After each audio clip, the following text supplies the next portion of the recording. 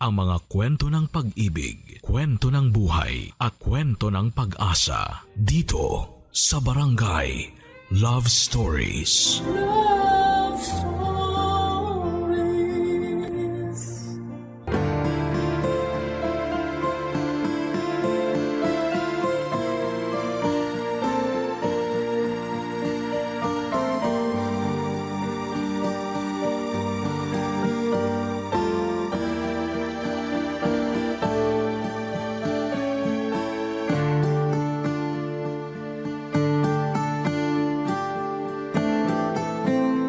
Gaano man kahaba ang pasensya ng isang tao, huwag pa rin natin itong sasagarin. Dahil kapag napagod ang isang tao sa pag-unawa at pagmamahal sa atin, magsisisi tayo sa huli. Ikaw ka barangay, pasensyoso ka bang tao?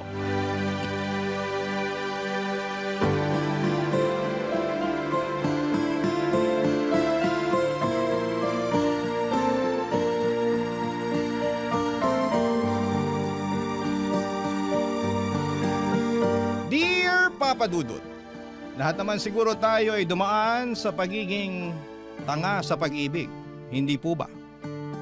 Pero sa kwento na ibabahagi ko ay iyon na yon ang eksaktong pinagdaanan ko sa buhay. Kaya nga napasulat agad ako sa programa ninyong Barangay Love Stories. Dahil may sa ilang beses na rin po akong nakarinig na mga kwento ng pag-ibig na masasabi kong epic fail ng dahil po sa katangahan. Pero ganun talaga, parte yun ng buhay at kahit naman kailan ay hindi naging kasalanan ang umibig. Ako nga pala si Shelly, 29 years old at taga Metro Manila. Hindi ko na lamang sasabihin kung saan eksakto at meron akong isang anak na binubuhay ko sa pamamagitan ng pag-online selling. Bago pa lamang ako sa trabahong ito, magdadalawang taon pa lamang ako rito, pero kumikita naman ng disente at nasusubaybayan ko pa ang paglaki ng aking anak. Importante para sa nanay na katulad ko na matutukan ang anak ko dahil mahal na mahal ko siya. Dalawa na lamang kasi kami sa buhay pero noong mga panahon na yon ay meron pa namang siyang tatay. Ang dati kong kinakasama na nagngangalang Junior Papa Dudut.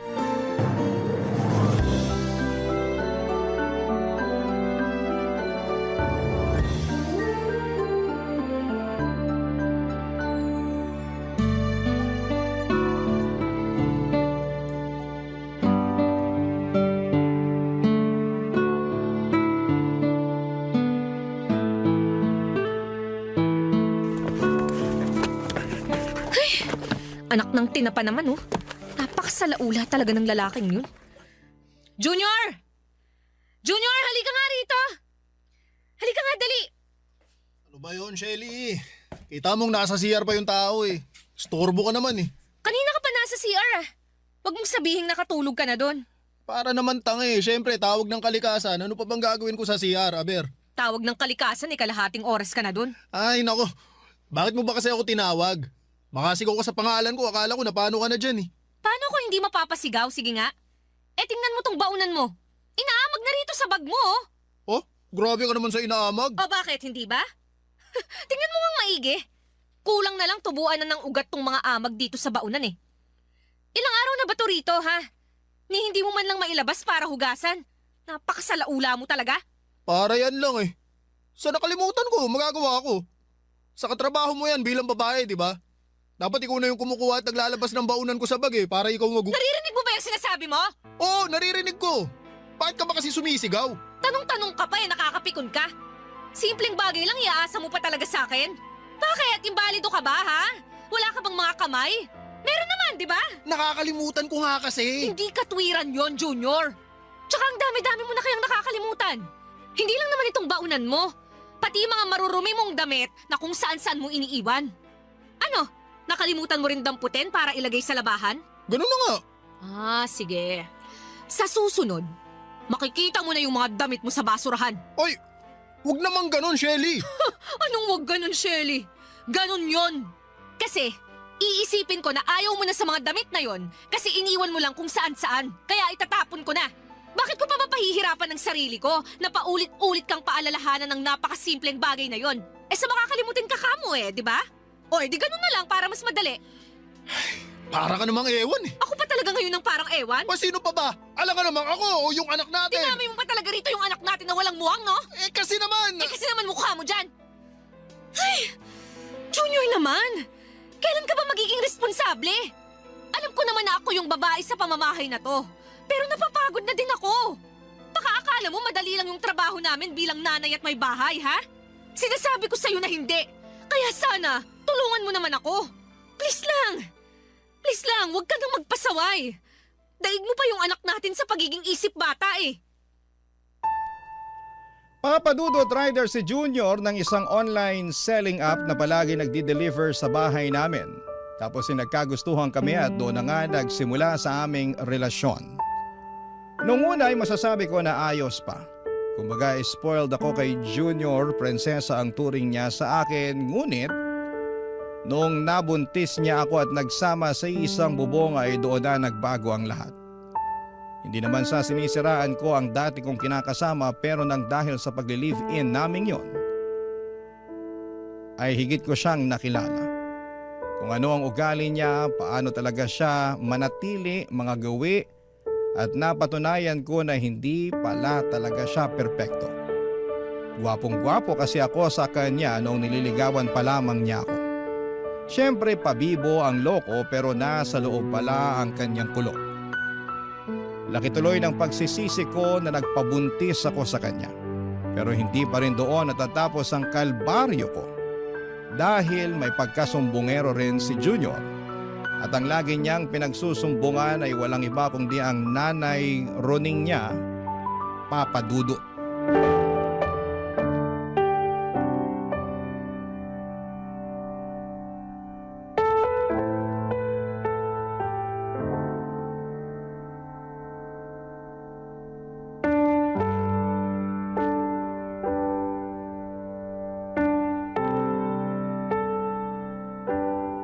Ay, naku. Singilan na naman pala ng renta ng bahay. Kasya pa kaya itong natira sa pera namin? Wala pa pala kaming pambili ng bigas at gatas ni baby. Paano kaya to? Tapos... Shelly! Ay, Shelly! Buksan mo tong pinto! Shelly! Shelly! naku. Ano na naman kayang ginagawa ng magaling na nanay ni Junior dito? Shelly! Ano ba? Shelly, buksan mo tong pinto! Alam kong nandiyan ka! Ay, huwag mo akong pagtaguan, babae ka! Andyan na po, Nay!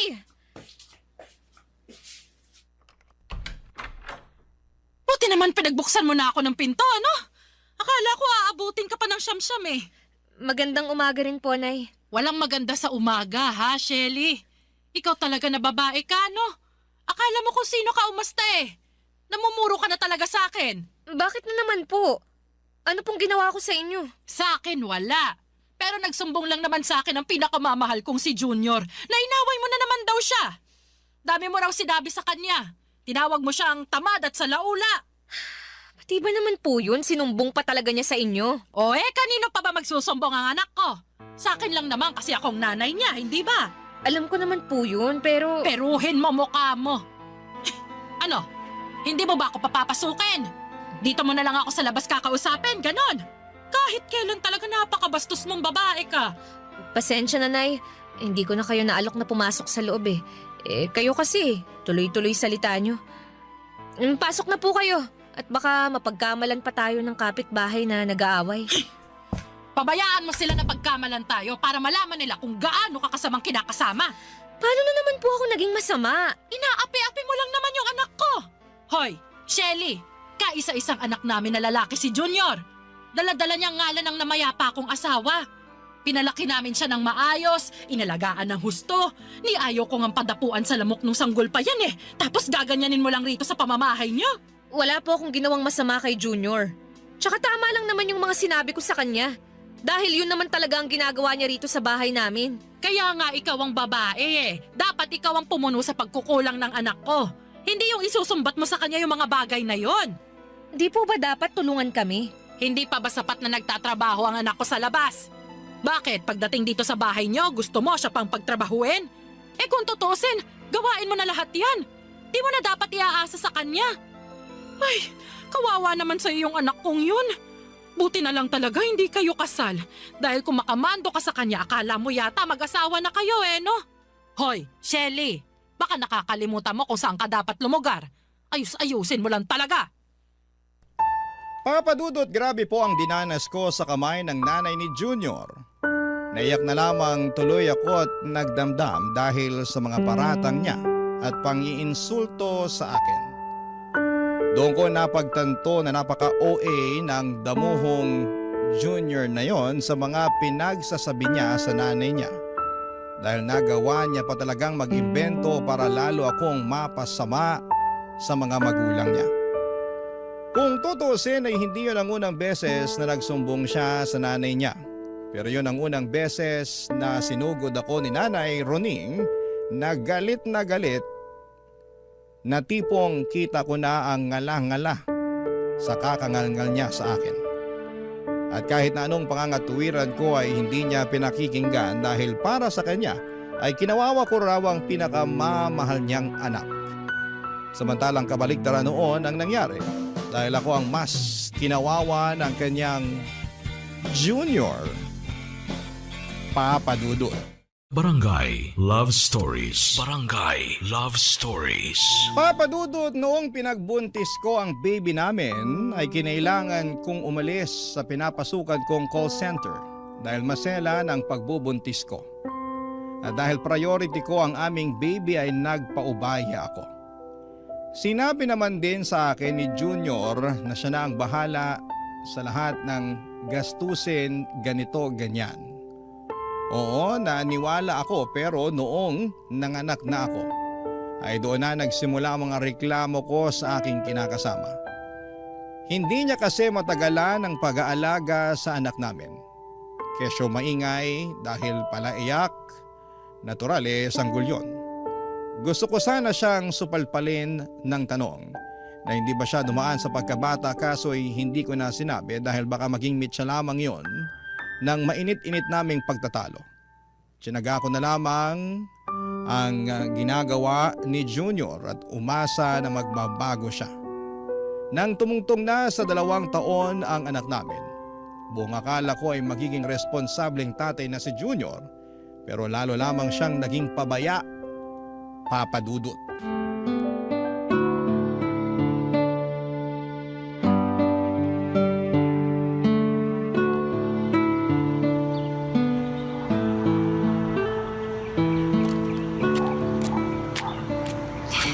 Okay na siguro tong mga sangkap na nabili ko. Makakagawa na ako ng masarap na tinolang manok na maraming sayote. Oy, sandali lang ito ha. Pusta ko na lahat ng pera ko. Dapat manalo na ako, kanina pa ako inaalat bad trip na Hoy, Junior! Shelly! Anong ginagawa mo rito? Di ba nasa palengke ka? Oo, pero pauwi na ako. At ikaw, anong ginagawa mo rito? Nagsusugal ka ba, ha? Ha? Hindi Anong hindi? Eh bakit may hawak kang baraha? At ano yung narinig ko kamo na ipupusta mo na lahat ng pera mo? Hoy! Hindi ako bingi para sabihin ko sa'yo! Nagkakasiyahan lang naman kami. Wala lang yun. Anong wala? Teka, nasa na yung anak natin? Junior, nasan yung anak natin? Ha? Asan sabi yung anak natin Nandyan lang yun. Teka, nasaan na ba yung batang yun? Ayun Diyos ko, Junior! Puntahan mo nga yung anak natin! Baka masagasaan dun sa kalye! Oo, sige. Teka, pupuntahan ko na. Anak naman Sabi ko sa tabi lang kita, di ba? Pwisit ka! Napakababaya mo talagang lalaki ka! Aray mo na ba, Shelly? Bakit mo ako binatukan? Tatanong-tanong ka pa talaga? Eh, pinabayaan mo lang naman yung anak natin na gumala-gala sa kalye! Paano kung nasagasaan yan? Sige nga! Nagulungan ng truck, ng bus, ng jeep o ng pison! Paano kung inaway yan ng ibang bata? O di kaya nakidnap? Eh di wala na to yung anak! Bobo ka talaga! Aray ko! Nakakarami ka na, ha? Kulang pa yan! Gusto mo damihan ko pa eh! Baka pabayaan pinapabaya mong tatay, Junior? Sandali ko lang iniwan sa'yo yung anak natin kasi namalengke ako ng pananghalian natin. Pero pinabayaan mo na. Uy mo naman. Wala namang nangyari sa anak natin ah. O kita mo buong buo pa. Wala ngang galos eh. Eh kung mukha mo kaya galusan ko, no? Ha? Tsaka tingnan mo nga yung itsura ng anak natin. Walang tsinelas, walang salawal, tulo sipon. Yung totoo, wala bang magulang ang batang to? Grabe, ewan ko talaga sa'yo. Kahit kailan hindi ka maaasahan. Hoy, pwede bang kumalma ka ha? Pinagtitinginan na tayo ng mga tao. Eksena ka rin talaga eh. Eksena talaga ako kasi nakakabwisit ka. Tsaka ayaw mo nun. Sikat ka na sa kanila. Alam na nila kung gaano ka ka-irresponsableng ama. Papa Dudut, hindi ko mawari kung nasa talampakan ba ang utak ng kinakasama ko o nasa puwet. Dahil masyado siyang kampante sa paggala-gala sa kalye na madungis ng anak namin. Grabe. Saglit lamang akong nawala pero pinabayaan na niya ng tuluyan ng aming anak. Marami akong takot sa posibleng kahinatnan ng anak namin pero pinagsawalang bahala lamang ni Junior. Tinawag pa niya akong OA, hindi ba? Ewan, pero parang kulang-kulang yung kinakasama kong yon. Hindi ko na siya maintindihan at napatanong tuloy ako kung ako ba ang may problema o sadyang tumanda lamang ng paurong si Junior. Grabe.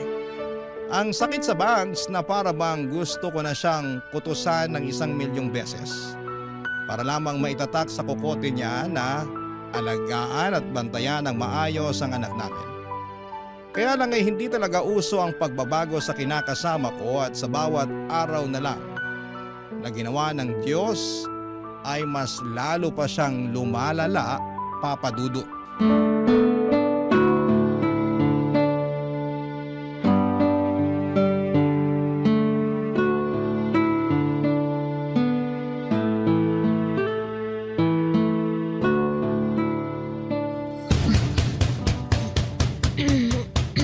Ano ba yun? Bakit ang ingay naman? Shelly! Shelly, papasukin mo na ako! Kanina pa ako pinapapak ng lamok dito, ano ba? Pag di mo ako pinapasok, hawa sa akin ko tong pinto! Isa! Dalawa! Uisit talaga kahit kailan. Andyan na! Pag muwawa sa akin ang pinto, kung di mukha muwawa sa akin ko! Tatlo! Ayaw mo talagang buksan, ha? Sige, ako na lang magbubukas! Ay!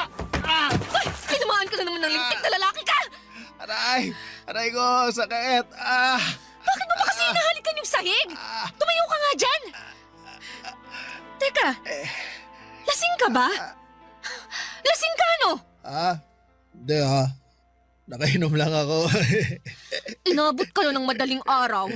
Nasa inuman ka lang palang damuho ka.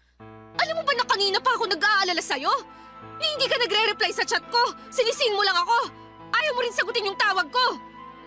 Sensya na. Napasarap na kami nun eh. Saka ikaw naman, masyado kang istorbo kasi. At ako pa talaga ang istorbo? Isa nag-aalala lang yung tao. Wala ka naman dapat ipaglala. Ito nga, ayos lang ako.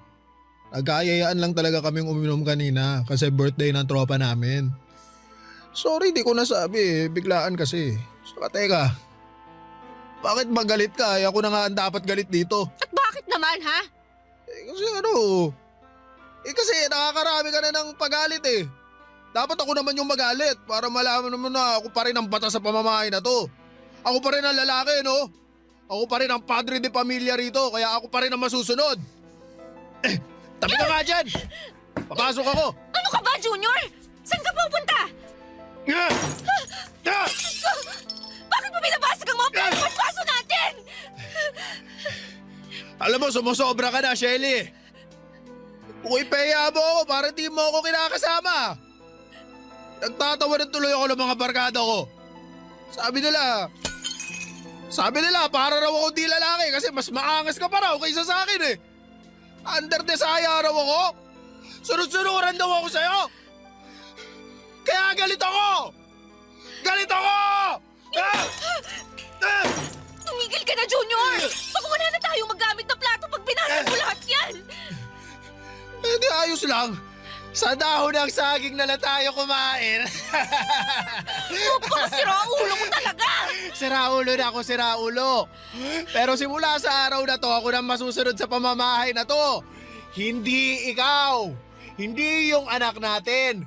Kundi ako. Ako lang! Ah, ganon! Teka!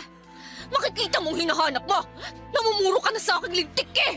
Akala mo yata sasantuhin kita, ha? Oy! Anong ginagawa mo, Shelly, ha? Bakit mo... Oy, anong hinahanap mo dyan sa mga drawer? Eto, nahanap ko na! Ano? Sige!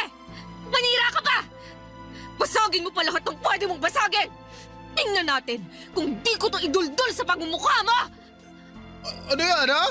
Taser gun ba yan? Oo! Bitawan mo yan, Shelly. Ayoko nga! Ano? Ano? Halika rito! Matapang ka, ha?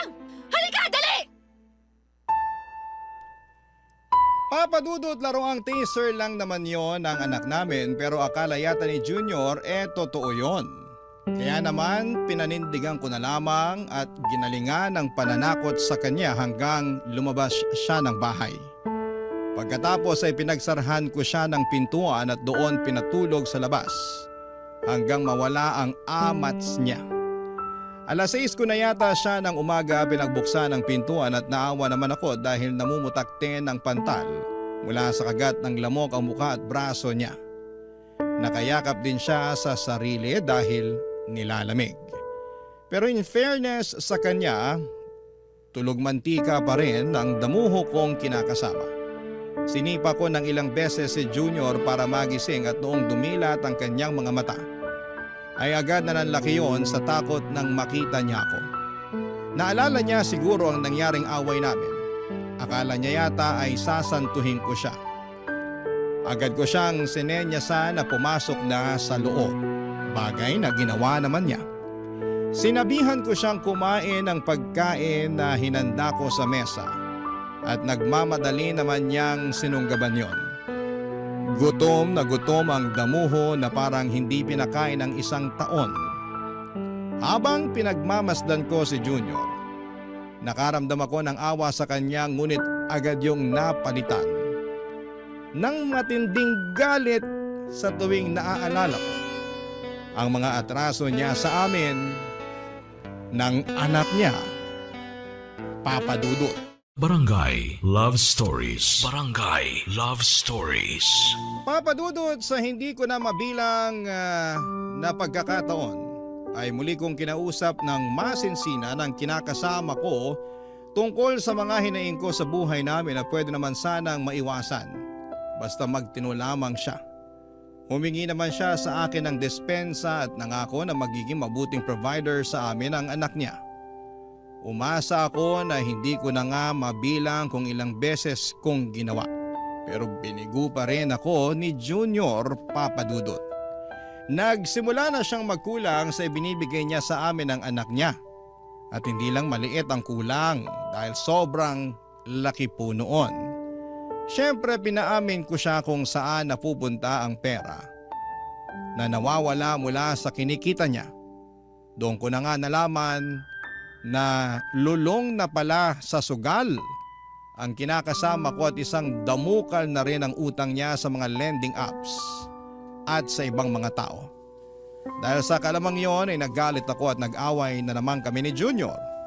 Sa sama ng loob ko ay pinalayas ko siya sa inuupahan namin.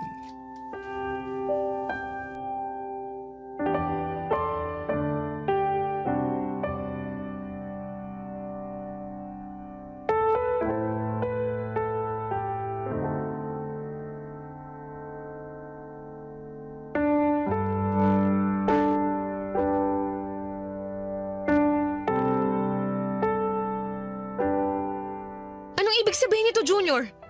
Bakit andito kayo ng nanay mo sa bahay? Ano pa nga ba? Di sinumbong kita sa nanay ko na pinalayas mo ko rito. Ano ka mo? Hoy, Shelly! Sumasobra ka na talagang babae ka, ano? Noong nakaraan, pinatulog mo raw sa labas nitong inuupahan niyo yung anak ko? Pinapakpa nga raw siya ng lamok.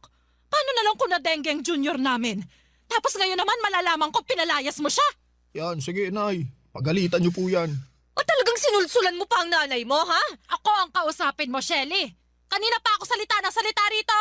Nay, sinabi na po ba sa inyo ni Junior ang dahilan kung bakit ko nagawa sa kanya ang mga bagay na yon? Anong dahilan? Sabi na nga ba hindi niyo talaga alam na ang laki ng atraso ng magaling yung anak sa pamilya namin. Wala akong pakialam sa mga atrasong sinasabi mo. Ang akin anak ko agrabyado rito.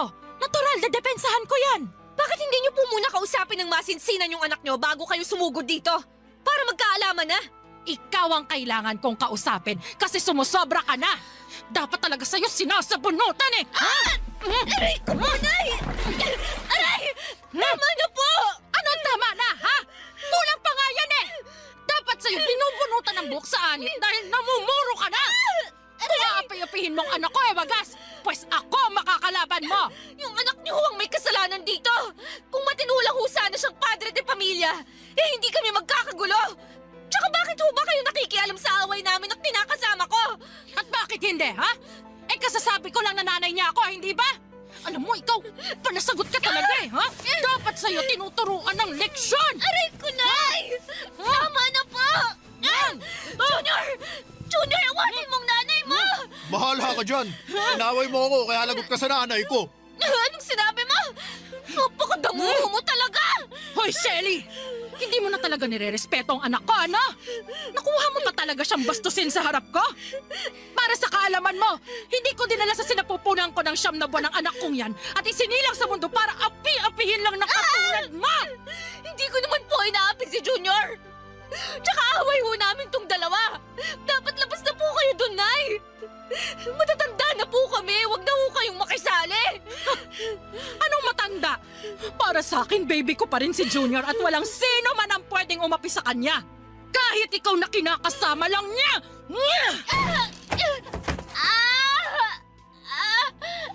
Sa susunod na awayin mo pang anak ko, hindi lang sa bunot ang aabutin mo, Shelly. Huhubaran kita't kakalad ka rin sa kalsada. Sisiguraduhin kong mapapahiya ka sa buong barangay. Tandaan mo yan! Papa Dudut! Ni sa hinagap ay hindi ko akalain na pagtutulungan ako ng mag-ina. Parang sa mga teleserye ko lamang napapanood ang mga ganong klase ng mga eksena. Dahil sa nangyari ay nasaktan po ako. Hindi ko akalain na ang away namin ang kinakasama ko ay makakarating sa nanay niyang basag gulera. Lalo ko lang tuloy napatunayan kung gaano kasumbungero si Junior. Kaya nga simula noon ay iniwasan ko na muna na mag-away kami. Hindi ko rin kinausap si Junior dahil na-stress lang talaga ako. Buong akala ko ay magiging tahimik na ang buhay ko kapag ginawa ko yun, pero nagkaroon na naman ang kasalanan si Junior matapos kong matuklasan na nambabae siya. Muling nabuhay ang galit ko sa aking kinakasama dahil sobra-sobra na ang ginawa niya sa akin. Ni hindi na niya ako nirespeto bilang babae at nanay ng kanyang anak. Kaya upang makaganti ay hinuli ko sa akto si Junior at ang kalandian niyang babae na tendera ng fishball at merienda sa hapon na nasa tapat ng bahay namin. At iniskandalo ko silang dalawa hanggang sa mapahiya po sila. As usual, nakarating yon sa kalaman ng magaling niyang nanay, Papa Dudut.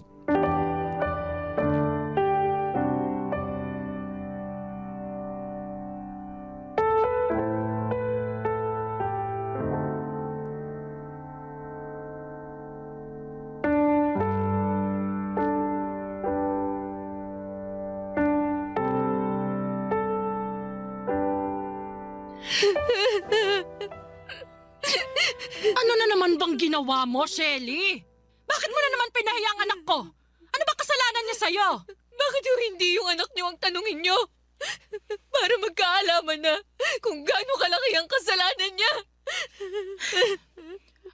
Ano ba kasing ginawa mo, Junior? Ay, kasi Nay. Nang babae lang naman yung damuhong yan, Nay. Hindi na niya kami inisip ng anak niya. Grabe ka. Natukso lang naman ako, Shelly. Tukso mo mukha mo! Oh, paano hindi mambababa itong anak ko? Eskandalosa at masagulero kang kinakasama. Ano ho? Ang sabi ko, Eskandalosa ka! Basagulera, taklesa, maingay! Lagi mong pinagagalitan at pinahihiya ang anak ko kaya hindi ko siya masisisi kung humanap siya ng ibang Narinig babae. niyo ba ang sinasabi niyo, Nay? Oo, naririnig ko!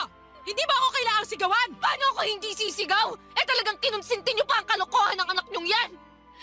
Pinalabas niyo pa na kasalanan ko, kaya nagloko si Junior! Kung tutuusin, kasalanan lahat ng anak niyo kung bakit kami laging nag-aaway! Umasa ho ako na magbabago na yung anak niyo! Na magiging mabuti at responsable na siyang padre de pamilya! Pero hindi! Hindi nangyari yon! Sa dami ng atraso niya sa akin na pinalampas ko na lang alang-alang sa pamilya namin! Masisisi niyo ba ako kung mapuno ako? At itong huling kasalanan na ginawa niya, yung pambababae niya, ang hindi ko na ho kayang patawarin!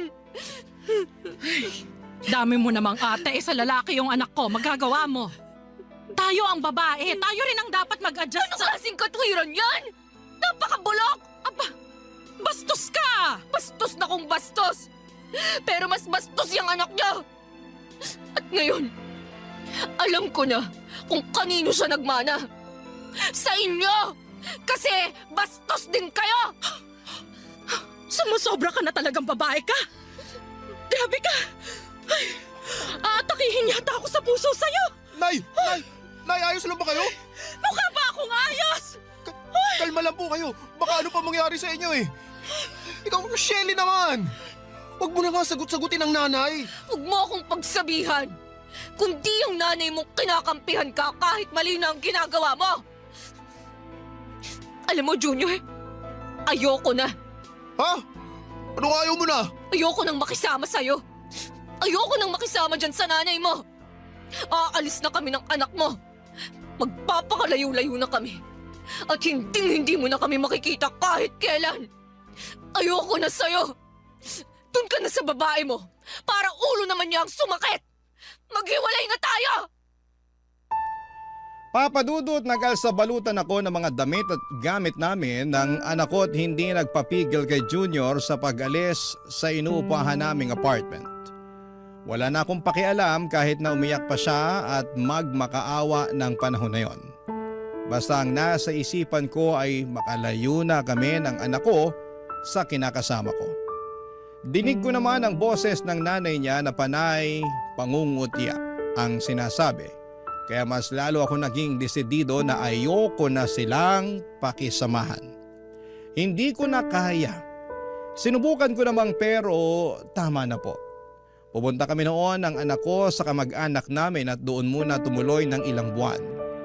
Blina ko na rin si Junior dahil ayoko na siyang magkaroon ng koneksyon sa aming mag-ina. Alam kong mahirap maging solo parent pero kinaya ko para sa aking anak.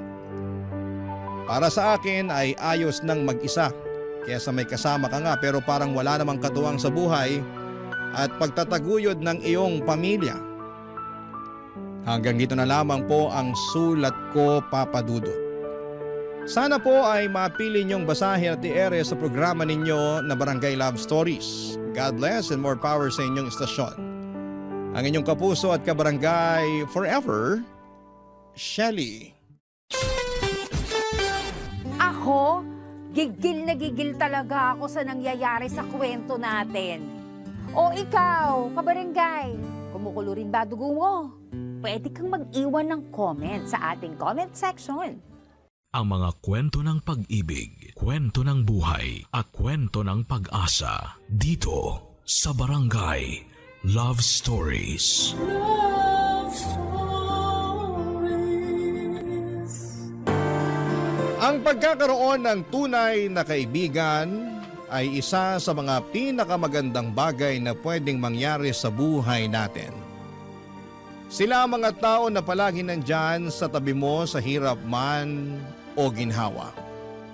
Ikaw, kabarangay, naranasan mo na ba ang magkaroon ng tunay na kaibigan?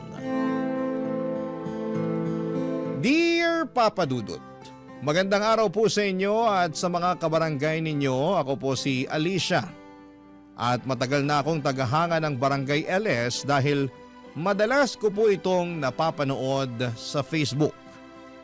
Tuwing naririnig ko po ang mga kwento ng mga senders ninyo ay tuwang-tuwa po ako kapag naisipan kong magpadala na rin ng sulat sa inyo. Lumaki po ako sa isang masayang pamilya, ngunit nagbago ang lahat nang pumanaw ang papa ko. At nang dahil doon ay mag-isa akong tinaguyod ni mama. At sa awa ng Diyos ay nalagpasan naman namin ang lahat ng mga pagsubok. Pero nang mapansin ni mama na patuloy na tumataas ang presyo ng mga bilihin, pero hindi pa rin tumataas ang sahod niya, dito sa Pilipinas ay naisipan niyang mag-ibang bansa. Lalo na't mag-i-enroll na ako sa college. Sa totoo lang ay natuwa ako nung una dahil ibig sabihin ay magkakaroon ako ng freedom pag nag-college na ako. Ngunit hindi ko inakala na may iba palang plano si mama para sa akin.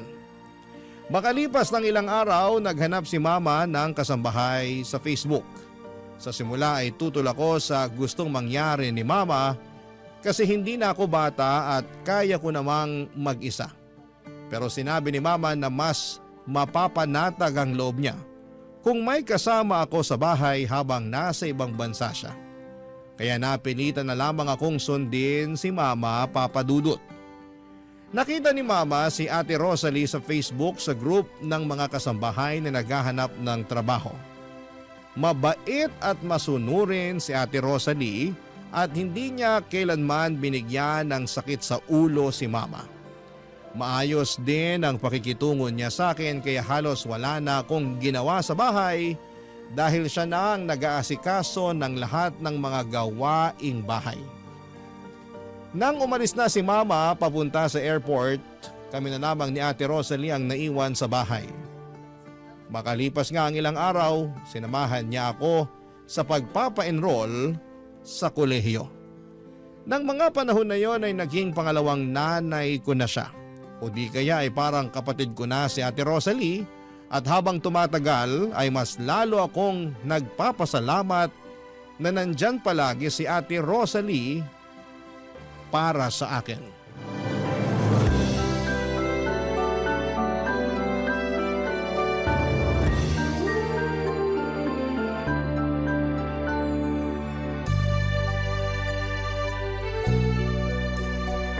Alicia, eto na yung bacon na pinapaluto mo sa akin. Ang bango naman! Thank you, Ate Rosalie! Maliit na bagay?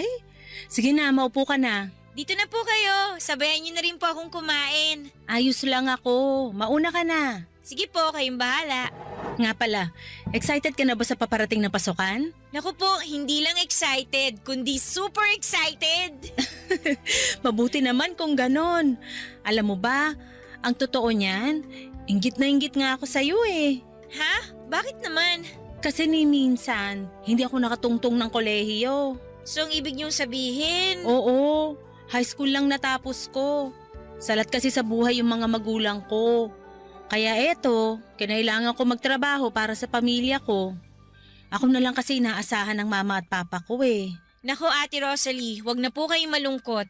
Isipin niyo na lang po na hindi natin makikilala ang isa't isa kung nakapagtapos kayo sa pag-aaral, di ba?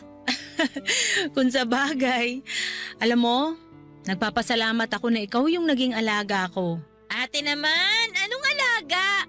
Ginawa mo na naman akong bata niyan eh. Magka-college na po ako. Basta. Nagpapasalamat ako na ikaw yung naging alaga ko kasi sobrang bait nyo ng mama mo sa akin. Nako, deserve na deserve niyo po yan kasi ganun rin naman kayo sa amin eh. Eto lang ang sasabihin ko sa'yo Sana makinig ka. Ano po yun? Ipagpaliban mo na muna yung boyfriend na yan, okay? Ate naman eh. Seryoso ako! Marami ako naririnig na kwento na maraming bata ang hindi nakakatapos ng pag-aaral kasi maagang nabubuntis o di kaya nagtatanan. Ibahin niyo po ako kasi wala po sa wishlist ko ang mabuntis. Si ate talaga para na po kayong si mama. Naninigurado lang kasi sigurado ko na akong sisisihin ng mama mo kung sakaling may mangyaring masama sa'yo. Kawawa naman ang mama mo kung sakasakali. Nasa ibang bansa siya nagpapakahirap. Tapos mabubuntis ka lang, 'di ba? Ay nako, ewan ko po sa inyo. Basta ako, hindi na ako makapaghintay sa darating na pasukan. Ay, siya nga pala ate. Thank you ah. Thank you saan? Thank you kasi sinamahan mo ako na mag-enroll noong nakaraan. Ano ka ba? Wala yun. Kung gusto mo, sunduin pa kita araw-araw eh. Ay ate, OA ka na ah. Oh, bakit? Ayaw mo ba? Ano ba naman yan? Dito na lang po kayo sa bahay. So kinakahiya mo ko, porket katulong mo lang ako, ganun ba yon? Hindi naman sa ganon. Kung ganon, ba't ayaw mo sunduin kita? Tinatanong pa ba yan? Wala na ako sa high school, no? College na po ako at kailangan ko nang maging independent. Naks, magka-college ka lang, may pa-English-English ka nang nalalaman. Siyempre naman! Uy, kung may free time ka, turuan mo naman ako ng mga tinuturo sa college. Nang sa ganun maramdaman ko rin na nakapag-college ako. Don't worry ate, I got you! Yan ang gusto ko sa'yo eh. Alam niyo po, ang dami niyo nang sinasabi. Sabayin niyo na nga lang ako kumain dito, gutom lang yan eh. Mauna ka na, busog pa ako. Ay, ang taray! Sure na ba yan? O sige, kayo din, ubusin ko na lang tong bacon na niluto nyo. Bango-bango pa naman, oh. Ay, nagbago na nga pala isip ko. Ang dami niyong arte-ate, kakain ka rin naman pala. Mapilit ka eh. Para sa akin ay parang kapatid o nanay na si Ate Rosalie Papadudut. Nagkakasundo kami sa lahat ng bagay at sobrang saya ko na dumating siya sa buhay ko. Dahil kay Ate Rosalie ay nagkaroon ng kulay ang buhay ko. Mas lalo pang natuwa si Mama tuwing nagvi-video call kami kasi nakikita niya kung gaano kami kasaya ni Ate Rosalie. Masaya si Mama dahil parang pamilya na rin si Ate Rosalie sa amin at ganon din kami sa kanya. Sa totoo lang, Papadudot ay sobrang swerte namin dahil pakiramdam ko ay higit pa siya sa isang kasambahay o yaya. Ang totoo po niyan ay hindi ko na gaanong nararamdaman ang puwang na iniwan ni Mama dahil nandyan palagi si Ate Rosalie na laging sumusuporta at kasama ko sa pang-araw-araw. Parang siya na ang pumuno sa puwang na iniwan ni Mama noong mga panahong yon. Siya ang naging kakampi ko, kaibigan at tagapag-alaga sa lahat ng oras. Pero syempre kahit na ganoon ay nami-miss ko pa rin naman si Mama. Halos 3 beses sa isang linggo ay tumatawag at nakikipag-video call siya kay Ate Rosalie at sa akin para kumustahin kami at para malaman kung ano ang nangyayari sa buhay namin. Kaya kahit malayo si Mama ay ramdam pa rin namin ang pagmamahal at pag-aalaga niya sa amin. Lumipas ang ilang linggo at mas lalo lamang akong na-excite sa unang araw ko sa klase. Noong high school, hindi ako masyadong napapansin ang mga kaklase ko at wala akong mga kaibigan. Pero ngayon nag-college na ako ay ramdam ko na pwedeng magbago ang lahat ng yon. Nang dumating ang allowance na pinadala ni Mama, sinamahan ako ni Ate Rosalie sa mall para mamili ng mga bagong gamit para sa eskwela. At dahil mahal na mahal ko si Ate Rosalie, syempre binilhan ko rin siya ng mga bagong damit. Ganon kami ka-close, Papadudut. At makalipas ang ilang linggo, dumating na rin ang pinakahihintay kong araw. Ang first day ko sa college. Sobrang namangha ako sa laki at ganda ng mga classrooms namin. Hindi ko inakala na mas malaki pa ito kumpara sa mga naging classroom ko noong high school. Tahimik lamang ako nung unang araw ko sa college dahil ayokong magpaka-trying hard para lamang makisabay sa iba. Sa halip ay taimtim ko na lamang na ipinagdasal na sana may lumapit sa akin at maging kaibigan ko sa araw na yon. At noong nag-lunch break na kami, parang sinagot na nga ng tadhana ang dasal ko dahil habang kumakain ako nang mag-isa sa cafeteria, may lumapit sa akin at nagpakilala. Si Karen.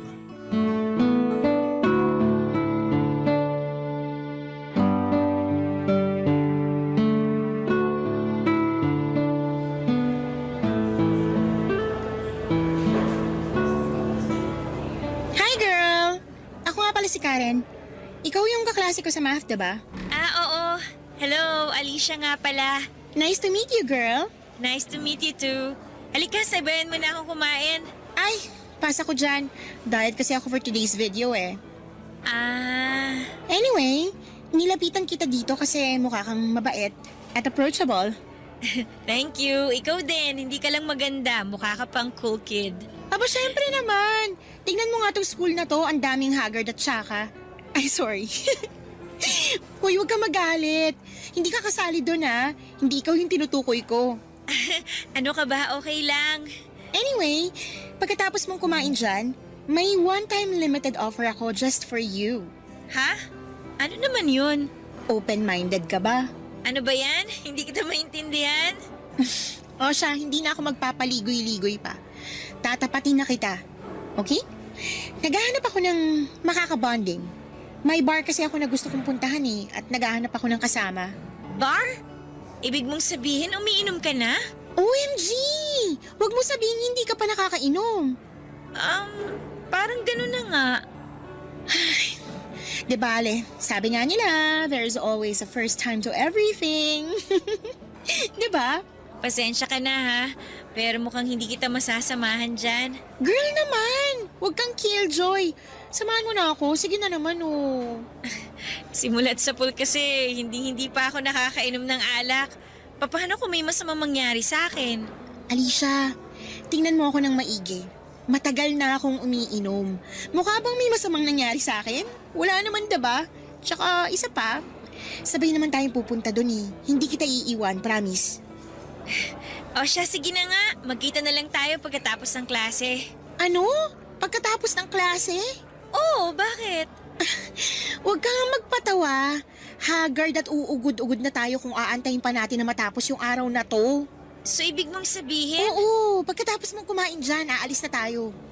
Naku, pero ayoko mag-cutting classes. Ang OA mo naman. Ngayon lang naman natin gagawin to eh. Maniwala ka sa akin, hindi ka babagsak. Tsaka isa pa, first day of classes ngayon. Puro introduce yourself lang ang maririnig mo ngayong araw na to. Alam mo ikaw, bilib din ako sa tapang mo eh. So, ibig sabihin yan, pumapayag ka na? Oo na. Ay, ayan, sa wakas! Pero ngayon lang natin gagawin to ha. Pangako yan. Pero sandali lang, bukas na ba yung bar na sinasabi mo? Girl, 24 hours yun. Pero yun nga lang, yung sayawan at disco mamayang gabi pa. Pero okay lang yun. At least buong hapon tayo magiinuman at magchichikahan habang hindi pa nagsisimula yung sayawan, diba? Kung sa bagay. Ay nga pala, Alicia.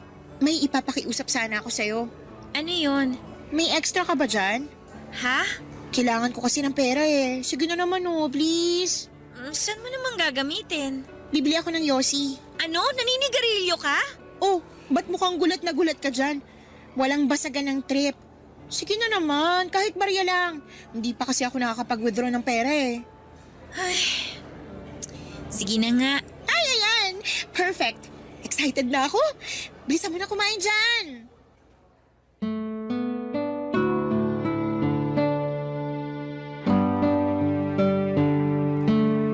Pagkatapos kong kumain sa cafeteria, bumili muna kami ni Karen ng Yossi sa isang convenience store bago kami dumiretso sa bar na sinasabi niya.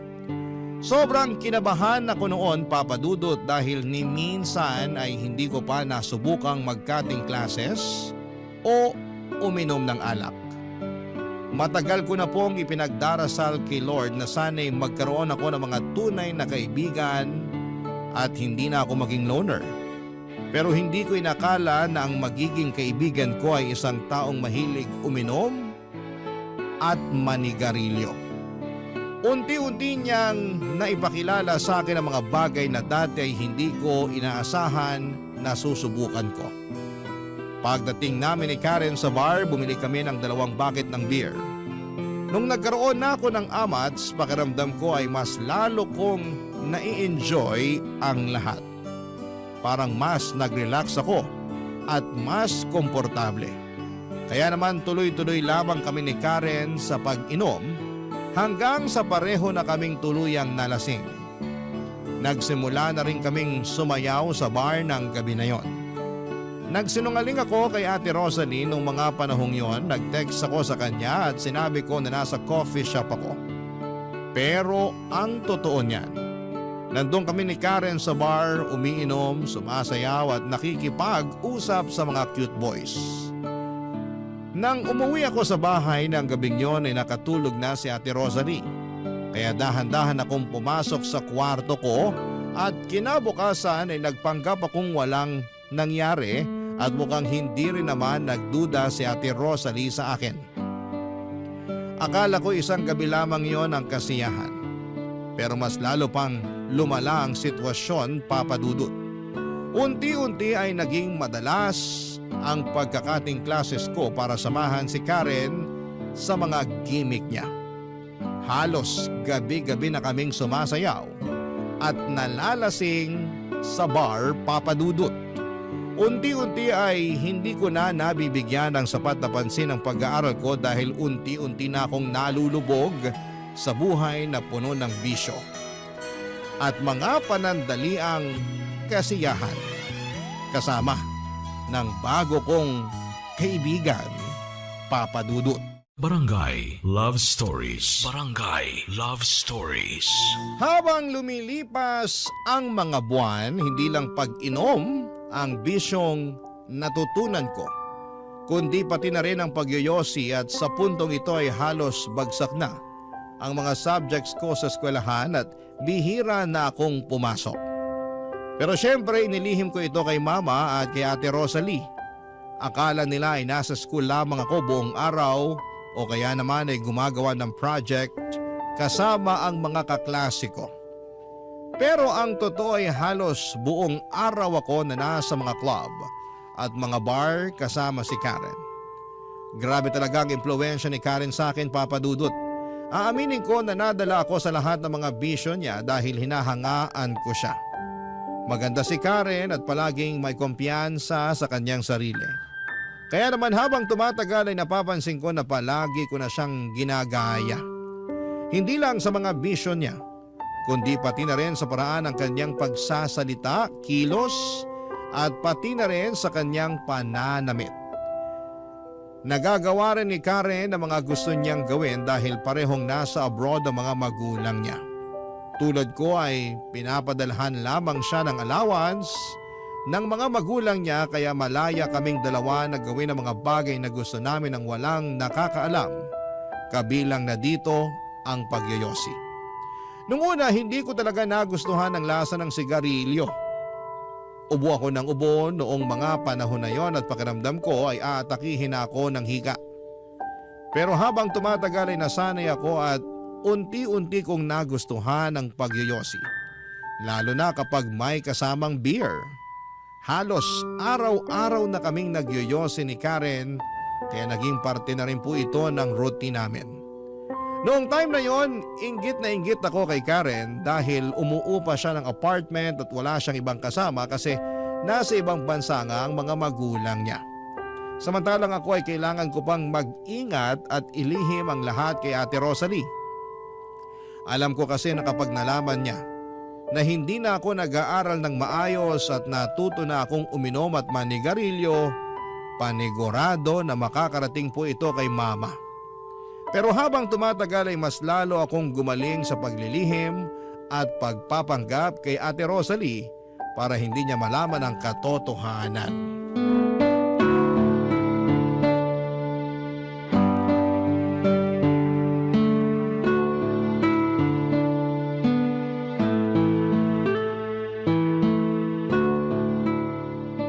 At eto pa, may isa pa akong chika. Isplok mo na yan, Day! Alam mo ba, nung nasa high school pa ako, pumasok ako sa classroom na nangangamoy yosi. Totoo ba? Oo! At eto yung exciting na part. Ano? Yung mga kaklase kong lalaki yung pinagbintangan ng teacher. Hala, kawawa naman pala. Paano ba naman kasi? Mukha kasing sanggano yung mga lalaki kong kaklase. Kaya ayun, sila tuloy yung napagbintangan na naninigarilyo. Bruha ka nga talaga ng taon. Grabe, hindi ka na naawa. Anyway, change topic na nga lang. So, totoo ba yung sinabi mo na may chimay ka sa bahay nyo? Ang lakas mo maka 12 years old girl ha. Grabe ka naman! Gusto kasi ni Mama na may makasama ako sa bahay habang nasa ibang bansa siya. Yun lang yun. Whatever. Wala ka pa rin independence. Pero at least may nag-aasikaso ng mga gawaing bahay, di ba? Kahit na. Sabihin mo nga sa akin, malaya ka bang nakakapagyosi sa bahay nyo? Hindi. Mismo, kasi may chimay ka. Tingnan mo ko, malaya ako nagagawa ang lahat ng gusto kong gawin kasi mag-isa lang ako. Kahit ubusin ko pa yung isang kahan ng sigarilyo sa kwarto ko, walang makakapansin at walang magagalit kasi may freedom ako. Oo na, nagyayabang ka na naman. Eh di ikaw na yung may freedom. Ay naku girl, kung ako sa'yo, kausapin mo yung mama mo na paalisin na yung si... Sino ulit yun? Si Ate Rosalie. Oh yun, si Chimay. Ay hala, teka lang. Oh, ba't mukhang hindi ka mapakali dyan? Kailangan kong tawagan si Ate Rosalie. Baka magtaka mamaya yun kung bakit hindi pa ako nakakauwi. Ano ba naman yan? Nakakaloka. Shh, eto na.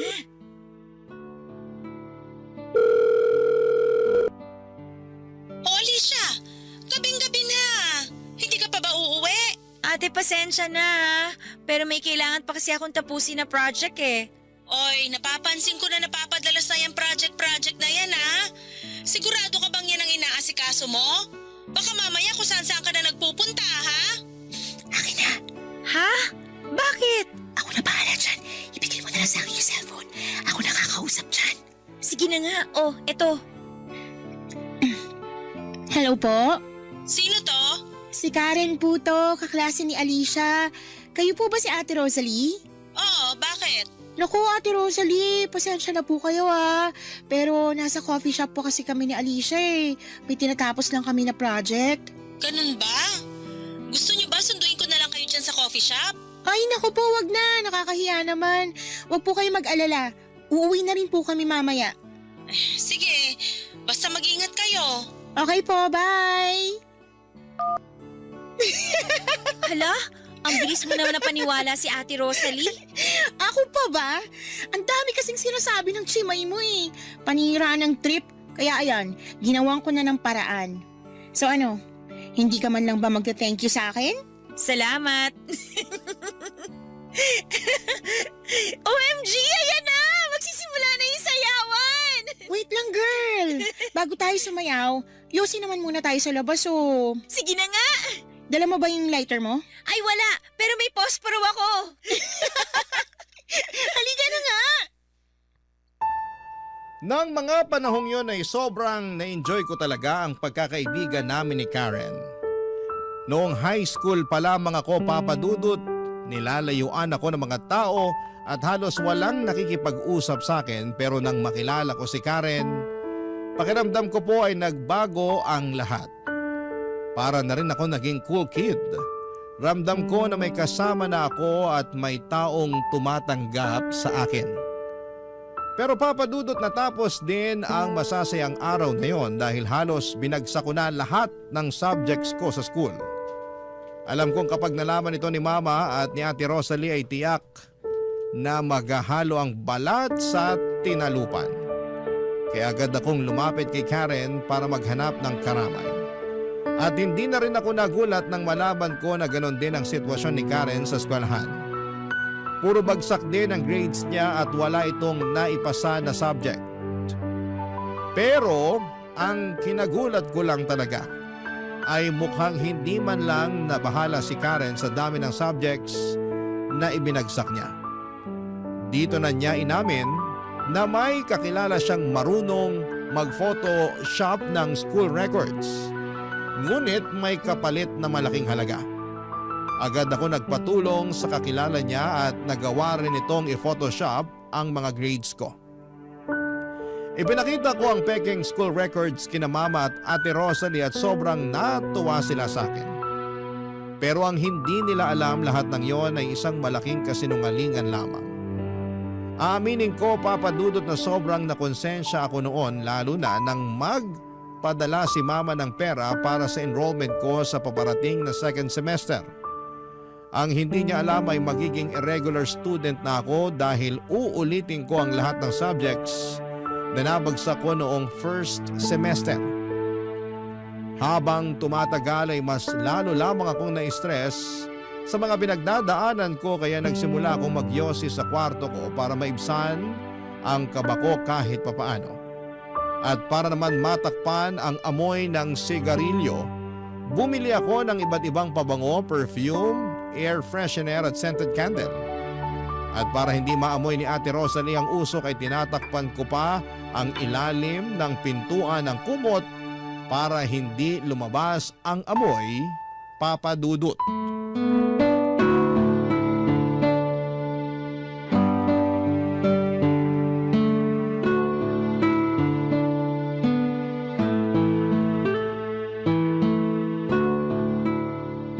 Alicia!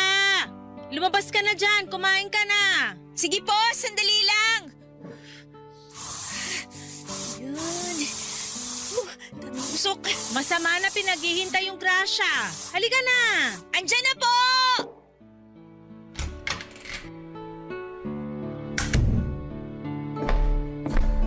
Pambihira ka talagang bata ka.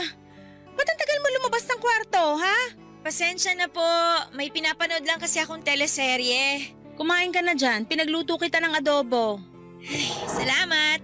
Sige, dyan ka na muna. Maglilinis na muna ako.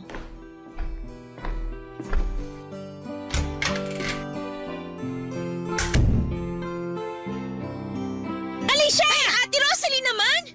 Kung mga sigaw ka, alam mo na sunugan. Bakit ba? Ano ba kasi yon? Bakit may mga upos ng yosi sa basurahan mo, ha? Patay!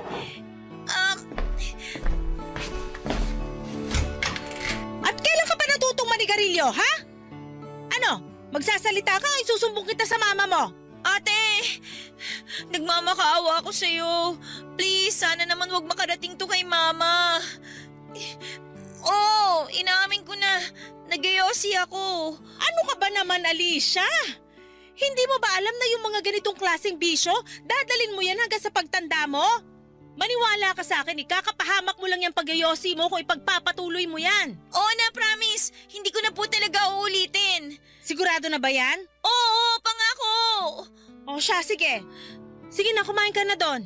Mamaya na lang ako kakain. Dito na muna ako. Sige na po. Ay, kung ganun, ako na lang muna lalabas ng kwarto mo. Kailangan ko na malamig na tubig. Bigla ako na high blood sa'yo. Ay, naku, paano ba to? Nasaan na ba yung cellphone ko? Ito.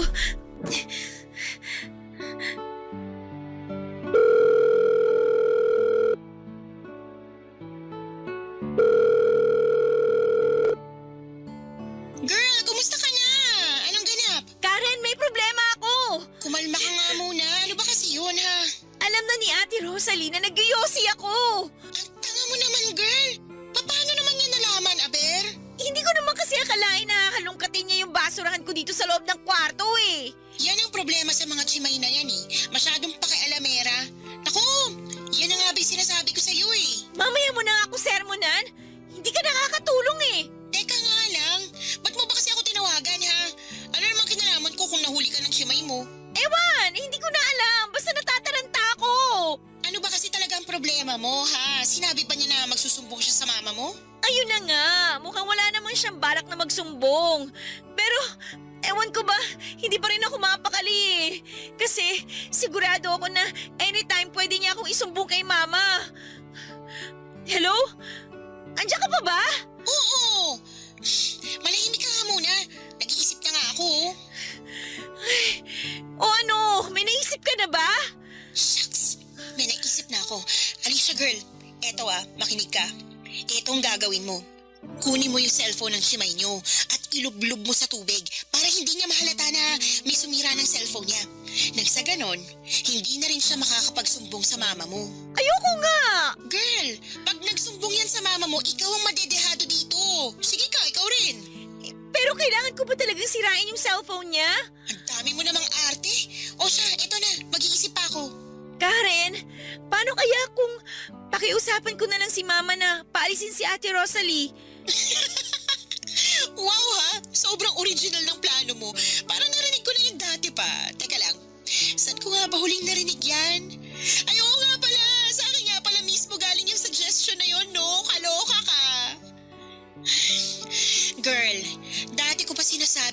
na masasakal at mawawalan ka lang ng freedom kung kasama mo sa iisang bahay ang chimay nyo. Pero sigurado kung hindi pa alisin ni Mama si Ate Rosalie ng ganun-ganun na lang. Wait, alam ko na. Ano? Kailangan nating siraan yung chimay mo para yung mama mo na mismo magpaalis sa kanya. Kailangan pa talaga natin siyang siraan? Alam mo ikaw, ang dami mong arte. Oo, eto, makinig ka. Pagmumukain nating magnanakaw yung chimay mo para mawala ng tiwala yung mama mo sa kanya. Pero Karen… Naaalibad para na ako sa'yo.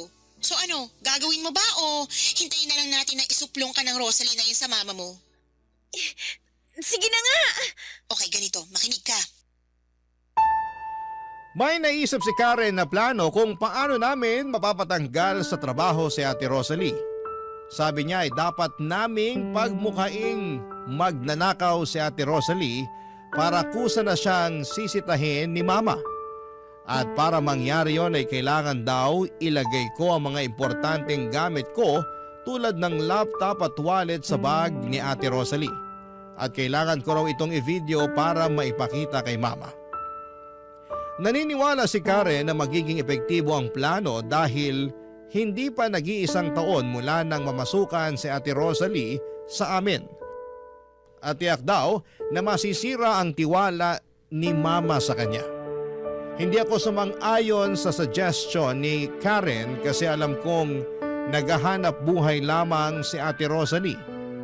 Oo, may mga nagawa akong kalokohan at kabalastugan pero hindi ko na. Hindi ako masamang tao at hindi ko kayang gawin yon. At hindi ko kayang sirain ang hanap buhay ng iba.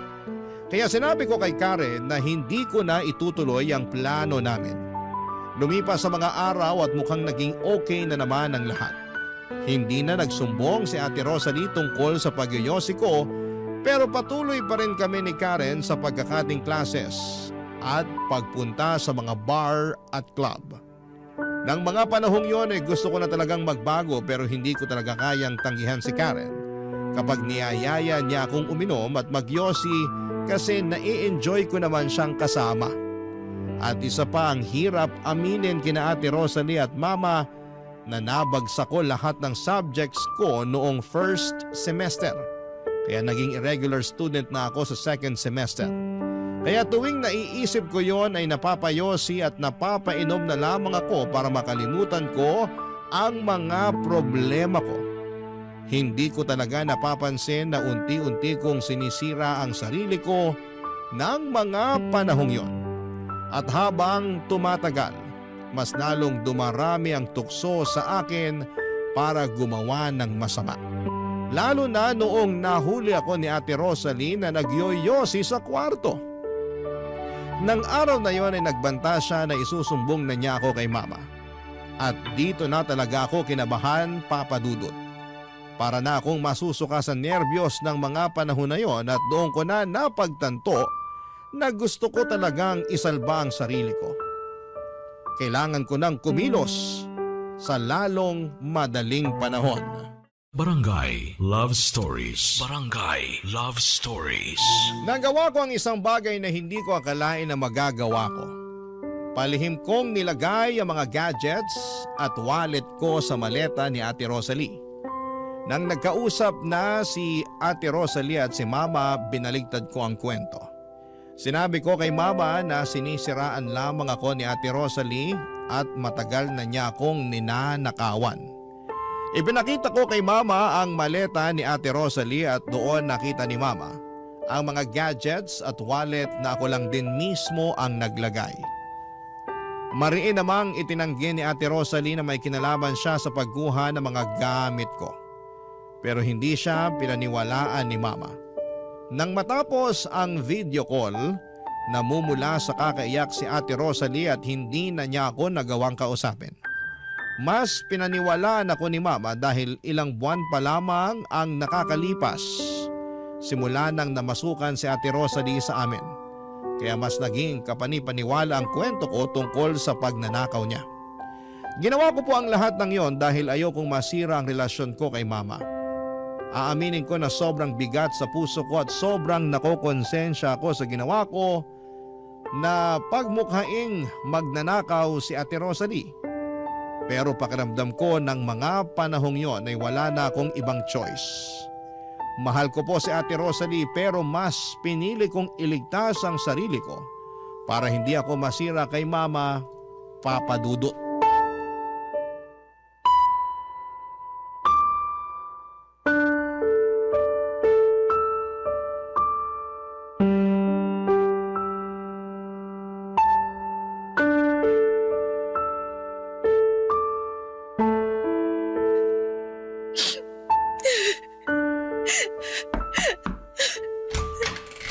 Ate Rosalie?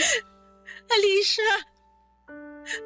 Paano mo nagawa sa akin to, ha? Ate... Huwag mo akong maate-ate! Kasi kung ate ang tingin mo sa akin, hindi mo magagawa yung ginawa mo sa akin. Pinagkatiwalaan kita, Alicia. Parang pamilya na yung tingin ko sa'yo, pero hindi ko akalain na yung taong tinuring kong pamilya, siya rin pala yung tatraitor sa akin. Ate, I'm sorry. Pero wala na akong choice eh. Anong ibig mo sabihin na wala kang choice, ha? Nagbabalak ka kasing sabihin kay Mama yung tungkol sa pag-iyosi ko. At kung hindi ko ginawa yung ginawa ko sa'yo, malamang ako yung masisira kay Mama. Kaya mas ginusto mo na ako yung masira sa mama mo, ganun ba yon? Alicia, alam mo kung gaano kami kasalat sa buhay. Ako na lang ang inaasahan ng mga magulang ko. Ngayong sinisanti na ako ng mama mo, hindi ko na alam kung saan ko kukunin yung pera para sa pampaopera ng papa ko. Pampaopera? Anong ibig niyong sabihin? May katarata yung papa ko, Alicia. At pinag-iipunan ko na yung pampaopera niya kasi pwede niya tong ikabulag. Pero ngayon na wala na akong trabaho. Hindi ko na alam kung may pag-asa pa na makakita ng maayos yung papa ko. Hala ate, I'm sorry. Hindi ko alam. Pues ngayong alam mo na. Babawiin mo na ba sa mama mo lahat ng mga kasinungaling yung pinagsasabi mo tungkol sa akin? Kung ganon, wala na tayong dapat pag-usapan pa. At huwag kang mag-alala kasi matutupad na yung hiling mo. Aalis na ako dito sa Makalawa. Hinihintay ko na lang yung huling sahod ko at yung kasambahay na tinawagan ng mama mo para pumalit sa akin. Ate, sorry talaga. Bakit? Magagamot ba ng sorry mo yung papa ko? Hindi naman, di ba? Alam mo ba kung gaano kasakit yung ginagawa mo ng maayos yung trabaho mo pero napagbibintangan ka sa isang bagay na hindi mo namang ginawa? Sige na, Alicia, umalis ka na bago ko tuluyang makalimutan na may pinagsamahan tayo. Pero ate... Sige na! Umalis ka na! Nasaan ba si Karen ngayon? Kailangan ko siya.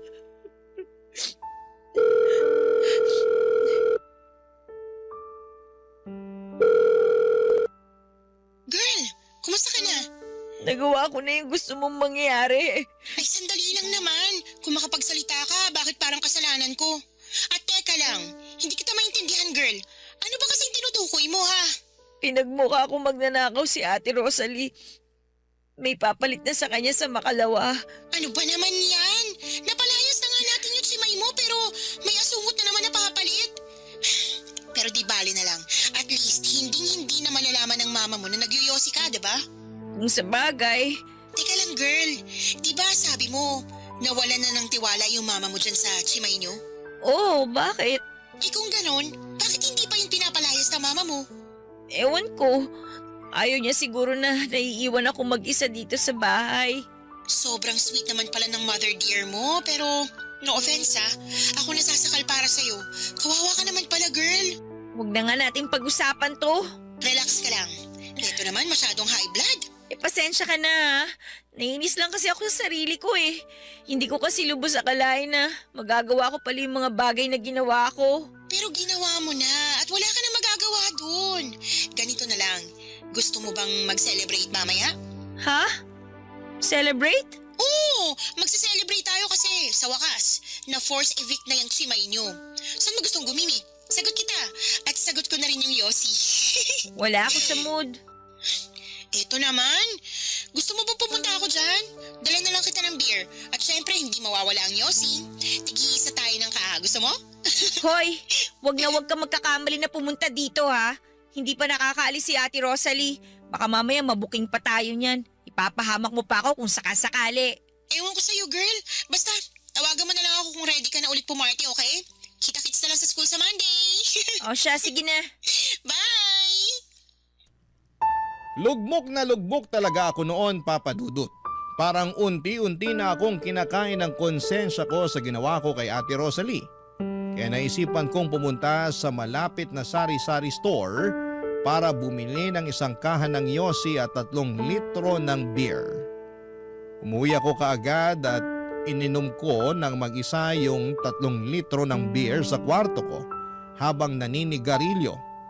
Umasa ako na kahit papaano ay maiibsan ang bigat na nararamdaman ko. Pero sa halip na gumaan ay mas lalo lamang akong nalugmok at mas lalo lamang akong nakonsensya sa ginawa ko kay Ate Rosalie. Alam ko naman sa sarili ko na hindi ako masamang tao at hindi ko kayang manira ng ibang tao. Habang umiiyak si Ate Rosalie sa kabilang kwarto, hindi ko mapaniwalaan na dahil lang sa kagustuhan kong magkaroon ng matalik na kaibigan at maging cool kid ay nasira ko ang tiwala at pagmamahal ng isang tao na nagmamalasakit sa akin. Nagsimula akong uminom at nanigarilyo sa kwarto ko ng walang tigil. Halos hindi ko na mapigilan ang sarili ko. Sinuot ko na lang rin yung headphones ko habang pinapalakasan ko ang tunog ng music. Nang maubos ko na ang 3 litro ng beer, nakatulog ako sa kama habang patuloy na tumutugtog yung headphones ko. Pero nagising akong bigla nang maramdaman ko na umiinit ang paligid ko. Akala ko nung una ay nananaginip lamang ako hanggang sa napansin kong pinagpapawisan ako. Doon ko na nga na-realize na hindi ko pala napapatay ng maayos yung huling sigarilyo na sinindihan ko. At dahil po dito ay nasunog ang trash bag sa basurahan at natupok ng apoy yung kortina ng kwarto ko. Nagpanik talaga ako noon, Papa Dudut. Sobra kasing bilis ng mga nangyayari sa paligid ko. Hindi ko na alam kung ano ang gagawin ko kaya kinuha ko yung cellphone ko at mabilis na lumabas ng kwarto habang nakatingin ako sa apoy na unti-unting kumakalat sa kortina ng kwarto ko. Hindi ko po maipaliwanag yung takot at kaba na nararamdaman ko ng mga oras na yon. Biglang nag-freeze yung katawan ko habang tinitignan yung apoy na unti-unting kinakain yung kurtina sa kwarto ko.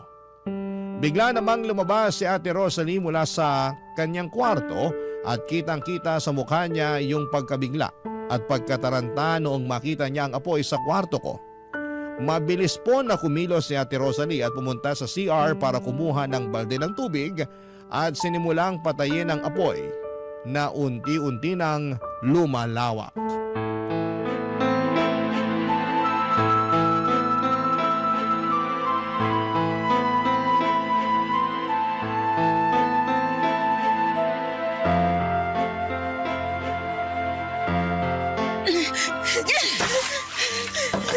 Diyos ko, salamat po.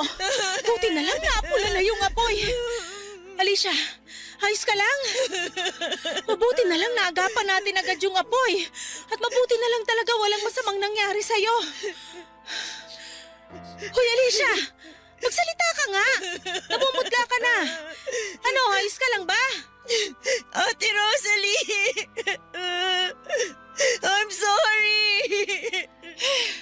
Tama na yan. Hindi mo deserve yung ginawa ko sa'yo. Huwag mo nang isipin yon. Ang importante, ligtas ka. Ate, mapapatawad mo pa ba ako? Ang totoo niyan, hanggang ngayon masama pa rin yung loob ko sa ginawa mo sa akin. Pero hindi ibig sabihin nun na kinamumuhian na kita. Siyempre ayoko namang may masamang mangyari sa'yo. Ate, I'm sorry. Pangako ko, itatama ko na lahat ng pagkakamali ko. Sasabihin ko na kay Mama yung totoo na wala kang kasalanan. Na pakanako lang ang lahat-lahat ng ito. Talaga ba? Gagawin mo yon para sa akin? Ate Rosalie, Niligtas mo yung buhay ko. At kung hindi dahil sa'yo, malamang pinaglalamayan na ako ngayon. Ano ka ba? Huwag ka nga magsalita ng ganyan. Ate Rosalie, pwede ba kitang mayakap? Halika dito. Oo naman. Ate! Sorry talaga. Patawarin mo ako, please. Huwag kang mag-alala. Pinapatawad na kita. Nga pala, kailangan kong sabihin sa mama mo tong nangyari sa kwarto mo. Diyan ka lang ha. Kukunin ko lang yung cellphone sa kwarto.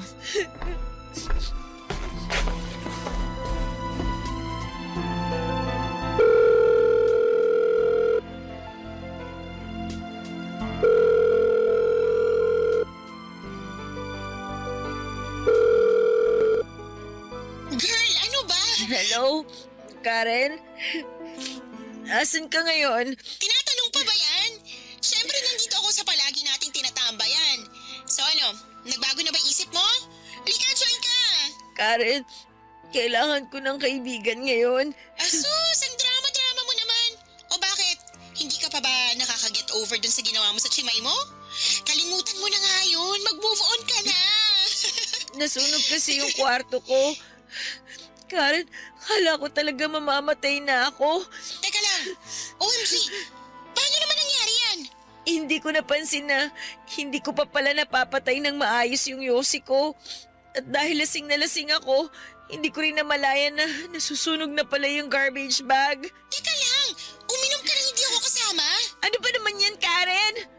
Parang hawa mo na, punta mo na lang ako dito, please! Girl, I'm sorry, pero ang daming cute boys dito sa bar. Sayang at wala ka eh. Karen, ano ba? Utang na loob naman, makinig ka naman muna sa akin! Hoy, ang kapal na mukha mo para sigawan ako ah. Ano ba problema mo ha? Ang problema ko, hindi ka marunong makinig! Ang kitid-kitid ng utak mo! Ako? Makitid ang utak? Bakit? Kaninong kwarto bang nasunog dahil sa sarili niyang katangahan? Hindi ba't kwarto mo? Talaga ba, Karen? Ngayon mo ba talaga ako pagsasalitaan ng ganyan? Bad trip ka eh. Kita nagsasayo yung tao dito. Panira ka ng amats. Alam mo, kung kaharap lang kita ngayon, malamang kanina pa kita nasampal!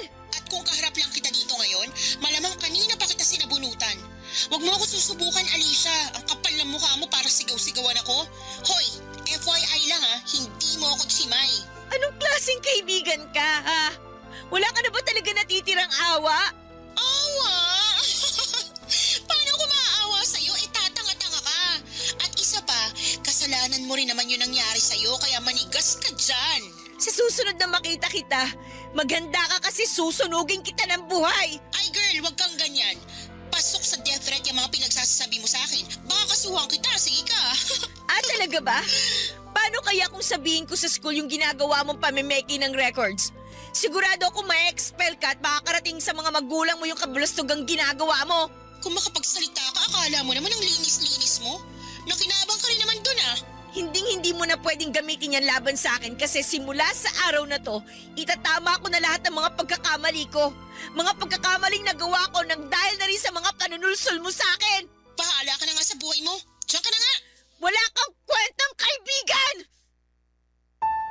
Pagkatapos noon, Papa Dudut, na-realize ko talaga kung gaano kaikli ang buhay at hindi natin alam kung kailan po ito matatapos. Kaya naman minabuti kong itama ang lahat ng pagkakamali ko. Nang sinabi ni Ate Rosalie kay Mama na nasunog ang kwarto ko ay sobrang nagulat si Mama. Pero nagpapasalamat siya dahil pareho kaming ligtas ni Ate Rosalie. Sa mga oras na yon ay inamin ko na rin kay Mama ang lahat, yung pag-inom ko ng alak, yung pamimeke ko sa school records, pati na rin yung pagyoyosi ko. At yun po ang naging dahilan ng sunog sa kwarto ko. Inamin ko rin kay Mama na sinet up ko lamang si Ate Rosalie para siraan siya. Galit na galit si Mama ng mga oras na yon. At kitang-kita ko kung gaano siya na-stress sa mga inamin ko. Nakonsensya ako sa mga nagawa ko pero sa wakas, hindi ko na kailangang pang magtago o maglihim. Sa puntong yon ng buhay ko ay masasabi ko na may kalayaan ako. Kalayaang nagsimula dahil sa pag-amin ko sa katotohanan. Tinapos ko na rin po ang pagkakaibigan namin ni Karen pagkatapos ng huli naming pag-uusap. Wala na po akong naging balita sa kanya dahil pinalipat na ako ng school ni Mama at mula noon ay nawala na siya ng tiwala sa akin kaya mahigpit na niya akong pinababantayan kay Ate Rosalie. Pero kahit na ganun pa man ay masaya ako dahil magkasama pa rin kami ni Ate Rosalie hanggang ngayon. Nasa college pa rin po ako at kumukuha ng kursong education. Sa awa ng Diyos ay naipapasa ko ang lahat ng subjects ko at hindi na ako bumalik pa sa buhay na puno ng bisyo at kasinungalingan. Papadudot, dito ko na po tatapusin ang kwento ng buhay ko at sana po ay matanggap ninyo ang sulat ko na ito dahil sigurado akong pareho kaming matutuwa ni Ate Rosalie na marinig namin ang aming kwento sa radyo. Ang inyong forever kapuso at kabarangay, Alicia. Ano ang masasabi mo sa ating Barangay Love Stories today? Aabangan namin yan sa aming comment section.